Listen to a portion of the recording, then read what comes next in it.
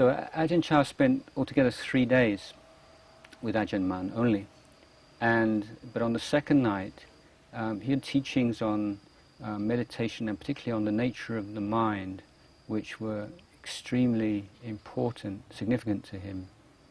And one of his teachings is that Ajahn Mun stressed the importance of seeing the difference between the mind, the sense of knowing, the awareness, and mental states, or we call arom. And to see that mental states are not who you are, that they arise, they pass away according to causes and conditions, and that they can be experienced when as separate, as alien to the mind itself, when the mind has been developed through the training. And that way of looking at the mind and looking at experience, I don't know whether it was the first time that Ajahn Chah, maybe not, I mean, but it got through to him and affected him in a way that it never had before. I think this is one of the benefits of hearing the Dhamma from a teacher who's actually realized it rather than someone who's just remembered it, that even his words, even if they resemble or even repeat things you've heard before, it's the same but it's different, and it just goes so much deeper and can affect you in a way that you never forget for the rest of your life. And this is what happened for Ajahn Chah on that night. So he left after 3 days. Well, you might think, well, why did he leave so soon? There's a verse in the Dhammapada about the tongue recognizing the taste of the soup straight away. You don't have to eat bowls and bowls of soup before you know the taste. And he was saying, he said it's like if you've got your eyes open, you can see something. If your eyes closed, if you're blind, no matter how long you're in the presence of something beautiful, you don't see it. So he didn't think that he really needed any more. And that was very much Ajahn Chah's way. He wasn't someone who liked to stay with teachers for a long time and ask a lot of questions. He was someone who liked to listen, to observe, and to absorb, and then go away and take it away and reflect on it and practice accordingly. And I think that also, in a way, affected his style of teaching himself, that he would always be instructing his own pupils to not just to expect to be spoon-fed the teachings all the time, but really to be looking and learning and observing and taking what you do here and take it away and develop it, reflect on it further. How many years or how many pansa by the time that Ajahn Chah met Luang Pu Man at this time? So that would have been after his eighth pansa, I think. Yeah.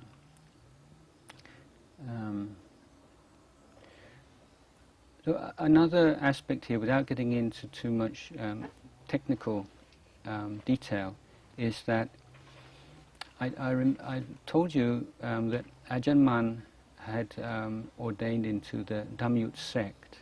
So that reform group established by King Mongkut had over the course of time become a sect. So the monastic order is 2 sects, the Mahanikaya sect and the Dhammayut sect.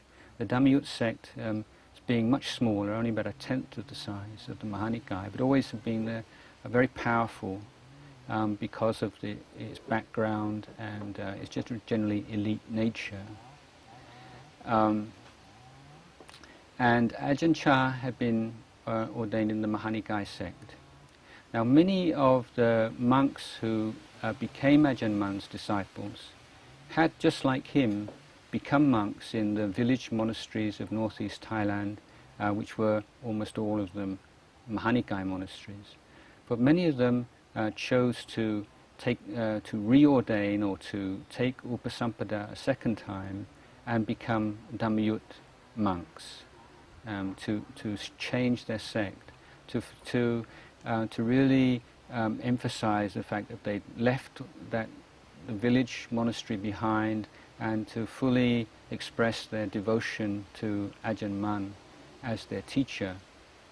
Also certain Sangha kamma or functions and ceremonies of Sangha could not be attended by the Mahanikai monks, that the Dhammayut monks would not let the Mahanikai monks attend these because originally it was on the point that they felt that their sila and their standard of vinaya wasn't sufficiently pure.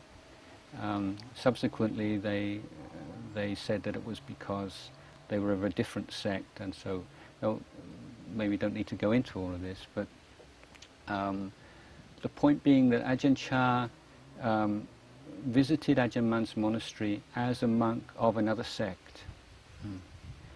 And so there was a certain amount of pressure on him or encouragement for him to change sect and to become a Dhammayut monk.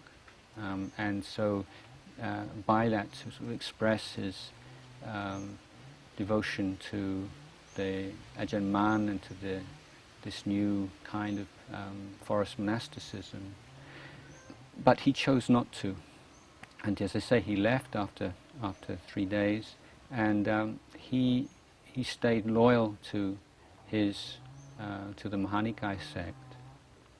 And in fact, subsequently, he and a small number of other monks became responsible for revitalizing the Mahanikai sect and introducing this kind of stricter kind of forest monasticism with the same kind of general style and tenor as the Dhammayut style, as the Dhammayut sect, but in the Mahanikai order.